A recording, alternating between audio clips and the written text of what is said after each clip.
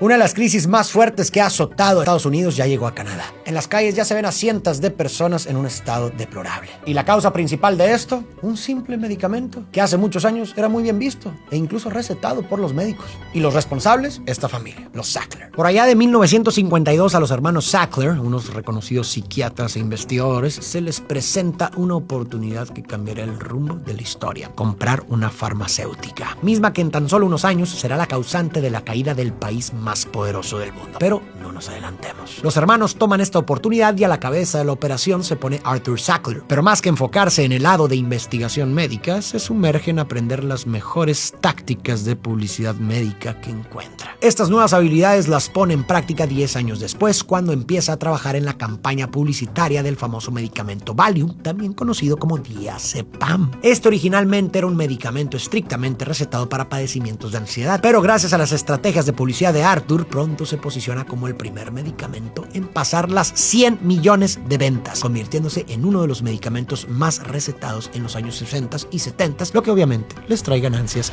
millonarias. Arthur logra este éxito en el mercado cambiando la narrativa del uso del medicamento, creando una campaña publicitaria basada en el eslogan "reduce la tensión psíquica". Aunque Valium sigue siendo un medicamento para tratar la ansiedad, la gente comienza a acudir a consultorios médicos con la idea de reducir su tensión psíquica sin estar seguros de la causa de esta misma. Estos resultados le abren los ojos, dándose cuenta del potencial económico que esto le puede traer. Oportunidad que, para la desgracia de millones de personas, está por aprovechar muy bien. En los años 80, el sector de hospicio empieza a experimentar un crecimiento. Este sector se enfoca en el alivio y el dolor de pacientes de enfermedades terminales, y la farmacéutica de los Sackler no desaprovecha la oportunidad lanzando el medicamento MS-Contin, un fármaco a base de morfina desarrollado para reducir el sufrimiento en pacientes con cáncer. Recordemos que la morfina tiende a ser sumamente adictiva, pero en este caso el medicamento no levanta sospechas en adicción debido a que se utilizaba en pacientes que estaban a punto de saludar a San Pedro, o sea, a punto de fallecer. Sin embargo, poco después de salir al mercado, este medicamento empieza a ser administrado al público general, convirtiéndose en el precursor del medicamento que pronto será el causante de la epidemia de opioides. Esto es importante porque es el primer paso del camino al desastre. Ahora puede que sea un poco obvio, pero recordemos que por ese momento la información sobre el potencial adictivo que los opioides tienen no es muy conocida. A medida que la ciencia detrás del dolor está creciendo, nuevas moléculas sintéticas, cada vez más potentes, se comienzan a desarrollar. Es así como Purdue Pharma, en 1996, lanza Oxycontin como un analgésico de liberación prolongada, promocionándolo como un tratamiento eficaz para el dolor crónico. Oxycontin resalta del resto del mercado por su alivio sostenido del dolor de hasta por 12 horas, lo que permitiría a los pacientes tener un mejor control sobre su dolor y mejorar su calidad de vida. O al menos eso era lo que Purdue Pharma les haría creer. A partir del lanzamiento y en los siguientes 6 años, Purdue se llenará de festejos, ganancias y alegrías. No obstante, nadie sabe que en el fondo esta empresa está gestando un monstruo de magnitudes nunca antes vistas. Una pandemia silenciosa esperando el momento correcto para desatarse. La estrategia de marketing se está convirtiendo en algo jamás antes visto. Durante los años de 1996 a 2001, Purdue lanza esta estrategia de marketing audaz y sin precedentes para promover su nuevo medicamento. Más de 40 conferencias nacionales serán organizadas en lujosos centros turísticos de Florida, Arizona y California, atrayendo a miles de médicos, farmacéuticos y enfermeras. Claro que con todos los gastos pagados, con el fin de capacitarlos sobre los beneficios de Oxycontin en el manejo del dolor para hacerlos parte de su equipo de oradores. A la mano del creciente éxito de Oxycontin, también lo hacen los bolsillos de los directivos, médicos y, por supuesto, los representantes de ventas. Purdue, con el fin de incentivar aún más a sus representantes de ventas, crea un sistema de bonificación lucrativo. Cada venta exitosa de Oxycontin se recompensa con un atractivo bono, lo que motiva a los representantes a promover agresivamente el medicamento en sus territorios, incluso si esto significa convencer a los médicos de recetárselo a personas que no lo necesiten realmente. Como vemos, las tácticas aprendidas por Arthur se están perfeccionando. Como siguiente estrategia, lanza un programa de cupones para nuevos pacientes. Los cupones ofrecen un suministro gratuito de Oxycontin de 7 a 30 días, permitiendo a los pacientes probar el medicamento sin costo inicial. Esta táctica atrae a una gran cantidad de nuevos pacientes, impulsando aún más las ventas de Oxycontin. Para el año 2001, un total de 34,000 cupones han sido canjeados. A finales de los 90 se ven por todos lados los videos publicitarios generados por Purdue, los cuales consisten en gran parte de grabaciones de médicos médicos especializados en el tratamiento del dolor hablando de cómo la mejor alternativa para tratar el dolor eran los opioides, mismas sustancias que ellos aseguran no son tan malas como la gente cree, ya que mucho menos del 1% de los pacientes sufren problemas de adicción, cosa que hoy en día sabemos que es una mentira rotunda. Toda esta información es difundida por médicos e investigadores reconocidos pertenecientes a centros de investigación a los cuales Purdue Pharma realiza donaciones entre comillas, esto con el fin de que realicen folletos o videos informativos sobre el tratamiento del dolor. Y como si todo esto no fuera suficiente, Purdue, buscando expandir su mercado, comienza con una promoción agresiva para el uso de Oxycontin para el dolor no maligno, no relacionado con el cáncer, o sea, prácticamente cualquier dolor, convirtiéndose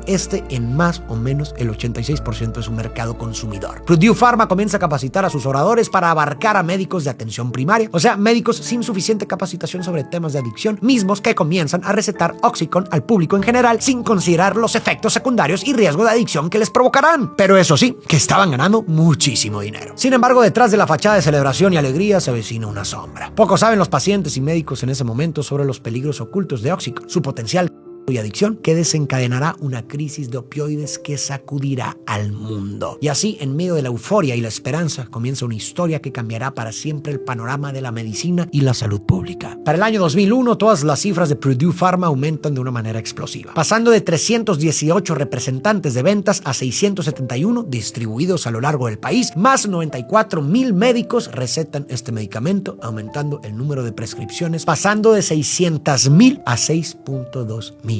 Las ventas crecen de $48 millones en 1996 a casi 1.100 billones de dólares para el 2000. Pero a medida que aumenta el uso de opioides con fines médicos, también surgen preocupaciones sobre su potencial y adicción. El comienzo de una etapa oscura se avecina. Oxycontin, después de su éxito en el mercado en los primeros 6 años, por su novedoso efecto y las promesas de riesgo nulo de adicción por su liberación prolongada, pasa a ser la peor pesadilla para sus fieles consumidores. Las devastadoras historias de los consumidores comienzan a salir a la luz. El inicio de la década de los 2000 se ve abordada por el aumento de adicción y muertes por sobredosis. Aquí comenzamos a conocer el verdadero riesgo de este medicamento. Las vidas de aquellas personas que consumen Oxycontin se tornan oscuras. Los mismos pacientes saben que su vida ya no es la misma si no consumen el medicamento y comienzan a notar que ya no tiene el mismo efecto. Con el tiempo, el cuerpo comienza a generar la resistencia en los receptores de opioides. Es por esto que dosis más elevadas son necesarias. Estas altas dosis ya ni siquiera las buscan por los efectos de placer extremo que les daban en un inicio, sino para no sentir los efectos de la abstinencia que los están enfermando y debilitando. Es aquí donde Purdue prepara a sus representantes de ventas para abordar a los médicos y asegurar que aumenten las dosis recetadas de su mágico medicamento. De esta manera, el efecto seguirá cumpliendo el tiempo prometido, por lo que los médicos comienzan recetando cantidades mucho mayores a las que un paciente necesita. Para este momento, los pacientes recetados con Oxycontin ya son dependientes del medicamento, no solo por el alivio del dolor, sino por las funciones vitales que este tenía sobre su día a día. Aquellos que intentan dejar el medicamento, siendo conscientes de su problema de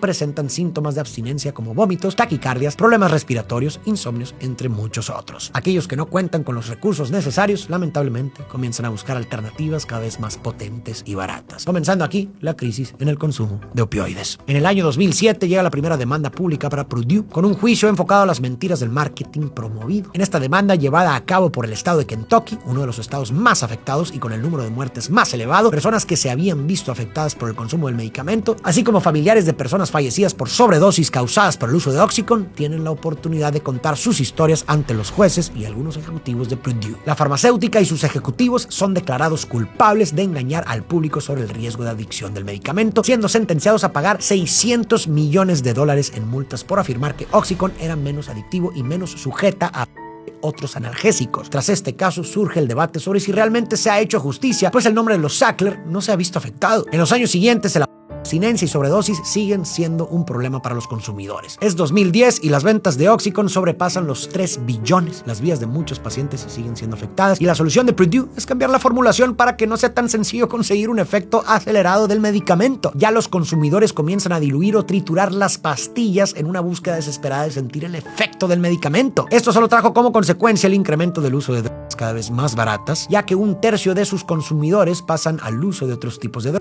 y el 70% de ellos comienzan con el uso de muchas personas inocentes pierden el rumbo de sus vidas y a muchas otras les costó la vida. Miles de historias siguen dándose a conocer. Didi Yoder, madre de Christopher, una de las tantas muertes por provocadas por el uso de Oxycontin, narra cómo Chris, a sus 14 años, por un accidente deportivo, fue víctima de una cirugía que terminó siendo tratada con Oxycontin. A su corta edad, Chris solo quería salir de esa lesión para volver a realizar el deporte que amaba, pero poco a poco su vida fue perdiendo el rumbo. A la corta edad de 21 años muere por uso de drogas, pues el haber comenzado con el uso de opioides lo llevó a la sobredosis de él.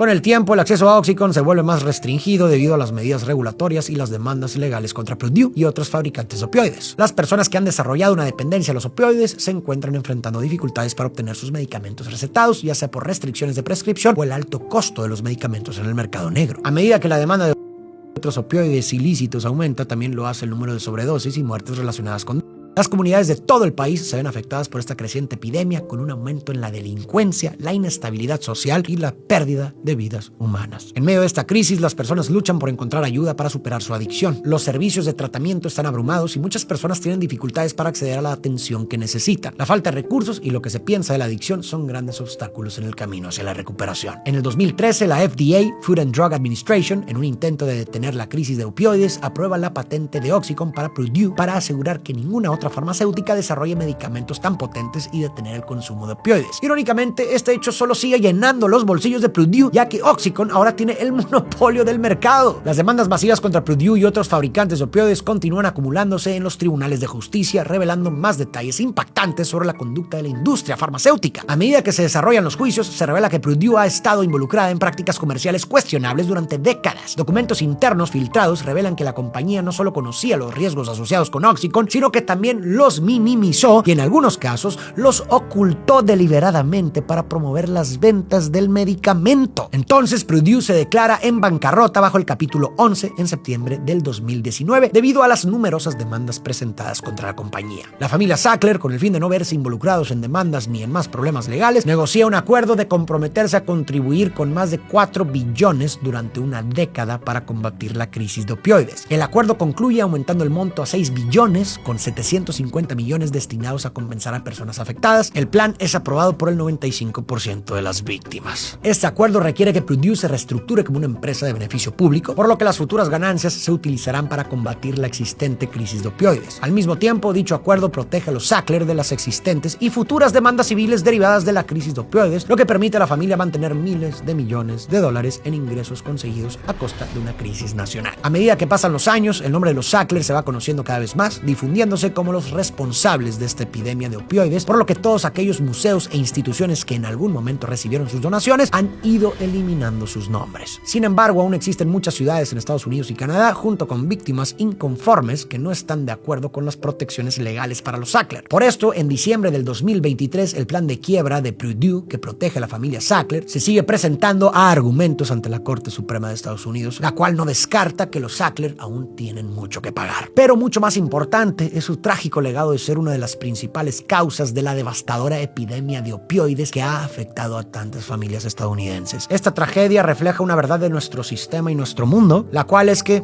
en muchas ocasiones, los intereses corporativos y las ganancias de unos cuantos se sobreponen al interés y al bienestar colectivo. No importa descubrir y desarrollar cosas que realmente aporten en la vida de las personas, lo que importa es simplemente llenar los bolsillos. Y lo que parece realmente broma es que aún sabiendo la verdad del asunto, los responsables quedan impunes, siguen su vida como si nada hubiera pasado. Pareciera que estas personas que son increíblemente ricas son intocables por la ley.